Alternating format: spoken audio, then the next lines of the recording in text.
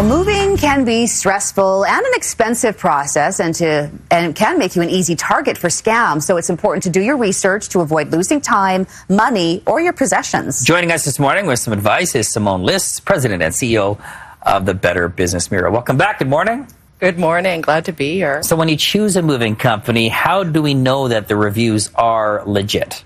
Well, it's a really good question because there are companies out there and their sole purpose is to hire people who are in the professional business of making reviews. So it is really important for you to do your research and then also validate the information that you're seeing. Some signs that a review may not be legitimate might be if you see a sudden influx. Suddenly you see, 20 reviews all coming in a very short period of time, and they're all really glowing. That's a red flag right there. Like one person making multiple reviews. Okay. You've decided to hire a mover. How important is to have things in writing? I think there's a lot of elements to that. And what kind of things would you put in writing? I would say it's incredibly critical. First of all, for getting a mover to come out and provide you with a written estimate. And then the reason I say that is because, when they can take a look at your possessions, then you can have a real sense that what they're providing you is very accurate. But then they can also look at your layout and they can tell you if there are going to be some additional costs, like if you have an elevator, are there an elevator fee, or if there's no elevator, they have to go up downstairs. So it gives you an additional sense of all the different fees that there might be, and having that all written down so you can read it and really understand it is critical. Obviously, it's good to be present as well, kind of observing the move. Should you keep an inventory of all your belongings, or, it comes down to trust, I guess. Well, an inventory is also very important because, if you're packing things, just so you know, if there is damage or loss, you could be responsible.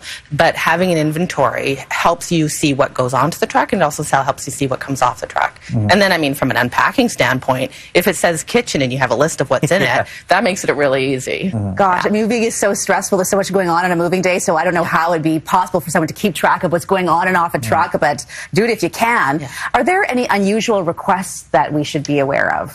Well, if the company's asking you to make a huge payment in advance to secure your move, that in itself is a red flag.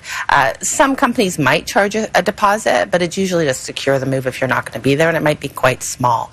And you can shop around because different companies charge different fees. Yeah, speaking of shopping around, when you are deciding what mover ultimately you're going to hire, what questions should you ask during that process to determine what mover you want? You want to make sure that you have a good rapport with that mover. You want to see that they're understanding your needs. You want to know what happens if they're going to be late, and how connected are they going to be to your needs. And then even if they come out and see you, you can see how are they responding. Are they in a company truck? Are they in a uniform? Or is it just some sort of other individual that's just shown up and non-branded?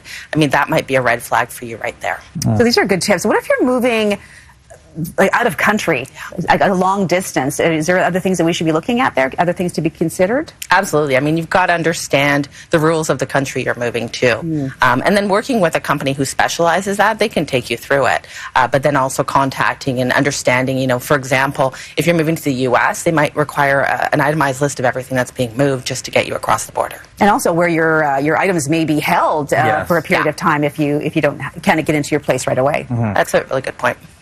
Referrals, obviously important. Talk to your friends, recommendations. How much research is required into your moving company? How much did you do?